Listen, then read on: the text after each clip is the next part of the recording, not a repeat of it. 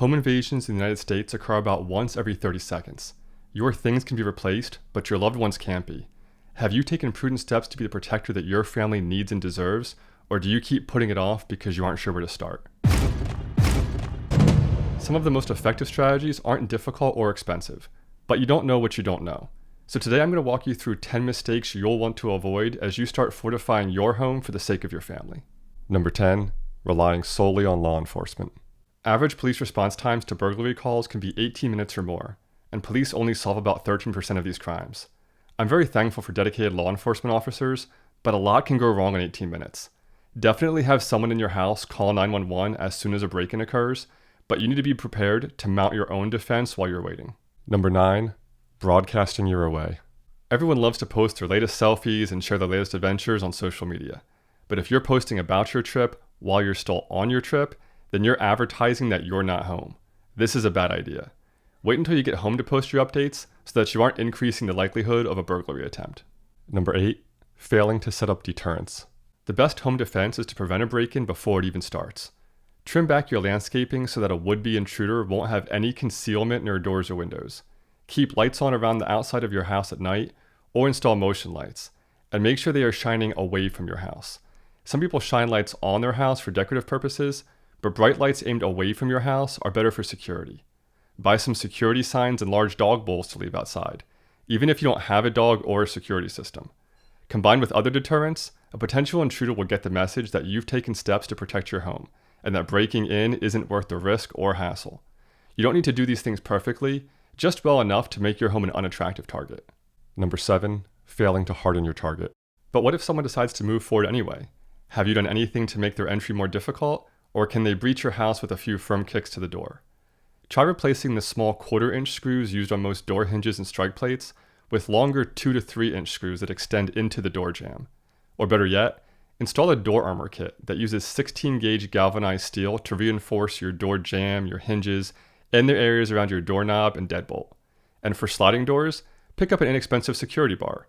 You might also want to consider contacting your electric company to request a lock be installed on your electrical box.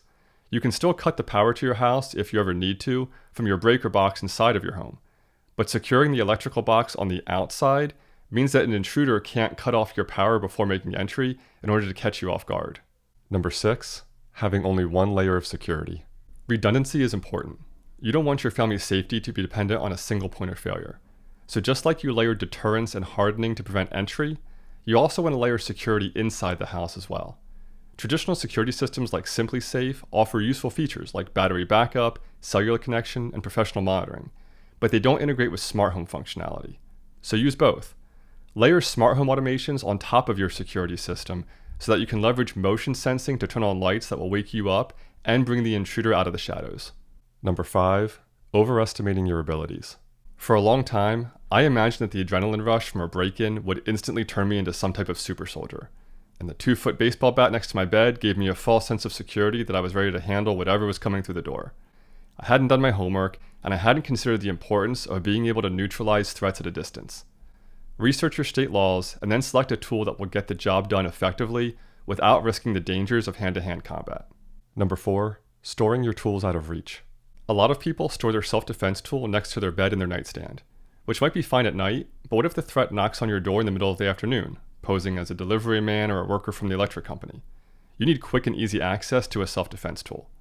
The solutions to this problem might vary depending on the layout of your home and the ages of your family members, but think through the options and make sure you won't be caught empty-handed.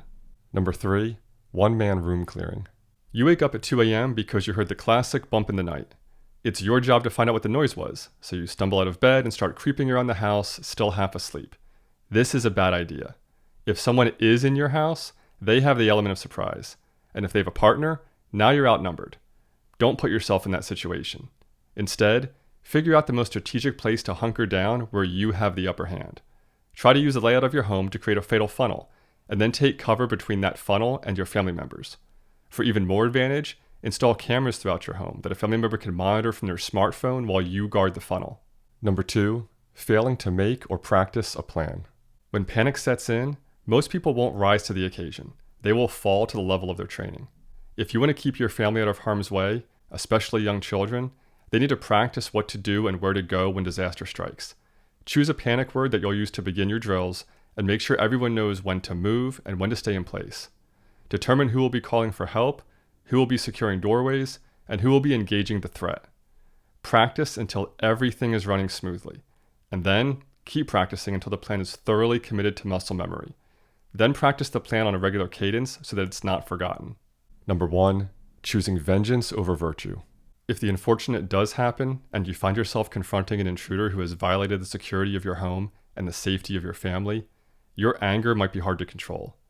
But in these moments, don't lose sight of your mission to protect those who are entrusted to your care, and to do it virtuously.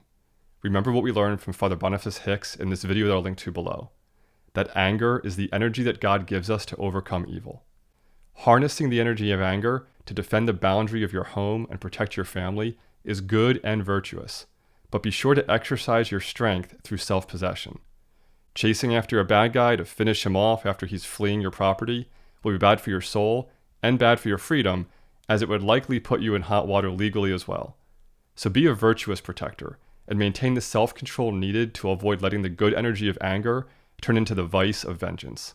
If you want to go deeper into some of these topics and get more details on how to secure your home and protect your family, check out the links to my other security videos. And if there are other mistakes that you want to help people avoid, let me know and continue the discussion in the comments. Don't forget to like, subscribe, and share this video. You can follow the Barricade God on Facebook, X, and Instagram. The links are in the show notes below. And until next time, fortify your soul, body, and family.